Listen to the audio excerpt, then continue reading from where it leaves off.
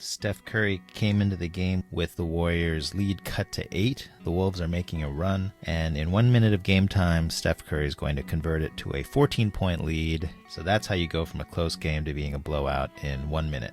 I like this play. This is a set play. Can you tell what the formation is? Corners, elbows, top. So this is horns. The first option on this play, Draymond enters it to one elbow, and then he's just going to rip cut, and Steph is going to set this back screen for him.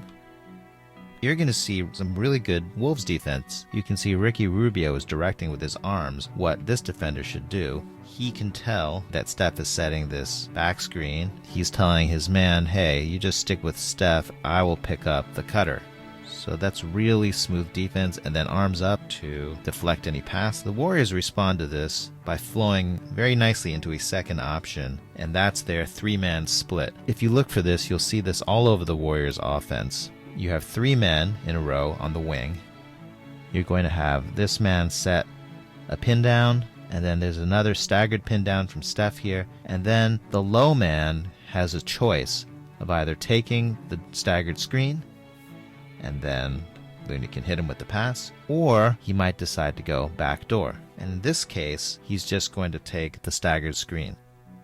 Rubio's still quarterbacking things. He's pointing out, hey, this is time for you to switch. So here's one screen. Wiggins is coming out here. Rubio's saying, just switch to that man. This defender will come over to switch to Steph, and then Rubio will take Draymond.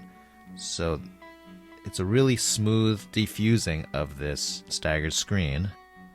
Very nicely done. I don't know how much of this is an audible from Looney. He could dribble handoff to Wiggins coming around, but he's going to fake it instead and hand it to Steph. The defender was alert and jumped out to Steph, so that was a really smooth 3-man switch from the Wolves. And now we've got a pick and roll.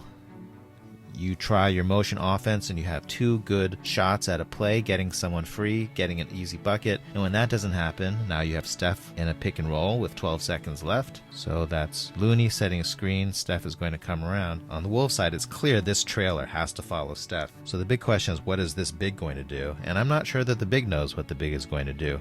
The typical choices are he could stay here to contain.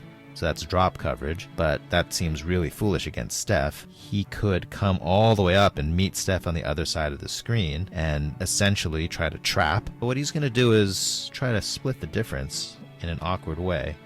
He's going to show he came out to meet Steph and even is waving his arm frighteningly and menacingly. But he's afraid Looney's just going to cut here and get a dunk. So he stunts out at Steph. He's going to immediately backtrack to try to cover Looney. And he's hoping that he's intimidated Steph enough to let the trailing defender catch up to him. But that doesn't really work. You see, now he's backing up and Steph says, oh, hey, thanks for the space. I'll take this shot. Swish. Next play down, can you recognize what's happening? We just talked about it. This is the Warriors' 3-man split cut. It always starts off with a staggered screen. You have the option, take this staggered screen, or go backdoor. In this case, number 20 is really eager to stop Wiggins from taking this staggered screen, so he's going to overplay him hard and give him a little massage. Now that this way is blocked, Wiggins is just going to say, all right, I'll just go the other way. He's overplaying, and then Wiggins gives him a light shove to say, no thank you, and he's cutting backdoor. What happens if the low man decides to cut backdoor? Well, that automatically triggers that the second man is going to come up and take the screen. 3-man split, where you have one player popping out, one player diving, and the player popping out gets this down screen. Steph now realizes Wiggins is taking the back cut option, and he also recognizes that this man is off balance, so he is very eager to have Looney screen him and come out here. This man says, forget it, I'd rather die than let that happen. And he also gives Steph a massage, which Steph does not appreciate and is against the rules of basketball. Honestly, the Wolves were very likable. They hustled their butts off, they played hard on defense, they just kind of overmatched, but they hung in there. And the ball squirts loose right to Steph, and it seems like everything's under control, but I think these 2 men do not agree on how to play Steph. This defender, I believe, thinks that they are going to trap Steph, and his job is to force Steph away from this side of the court.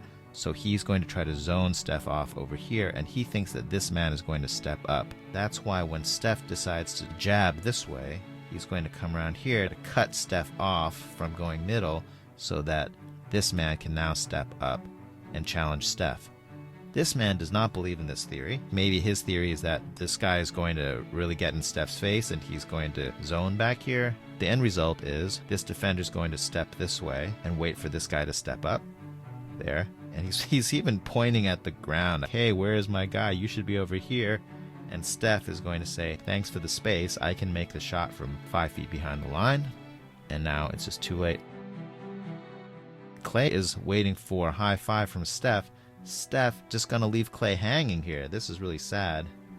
So then Klay tries to hang in there, goes for the way up high, and he's going to swing his arm down to try to get the low five here. And Steph is going to gamely try to, it's just a champion's instinct here. He's just going to try to wave at this low five, but he's just going to fan on it. That hurts. Oh well, there's still chemistry to be worked out when Klay comes back.